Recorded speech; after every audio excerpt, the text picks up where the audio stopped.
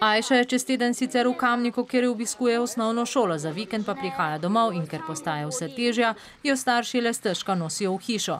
Zato si želijo, da bi lahko uredili primeren dovoz za voziček, ki ga zdaj doma ne morejo uporabljati.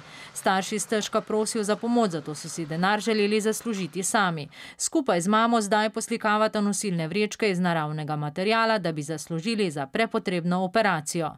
Mi dve slikava na vrečke, kot ste že videli, in to kar super uspeva. To pa je že kar velik napredek in veselje, da smo začeli z vrečkami. Toda operacija kolka v tujini, ki bi Ajši vse omilila bolečine, je prevelik zalogaj za družino, kjer je zaposlen samo oče. Zato so vsakega daru izjemno veseli, še posebej, če solidarnost izrazijo sovrstniki.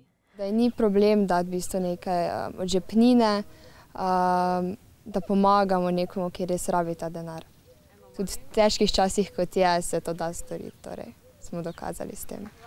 Prve preglede so Permetovi na kliniki v Münchnu že opravili in zdaj čakajo, da jim bodo tamkajšnji zdravniki prižgali zeleno luč in seveda, da se bo zbralo dovolj denarja. Ajša pa je kljub bolezni polna optimizma. Bo nam uspelo in tudi mi upamo, da bo vse steklo tako, kot mora biti.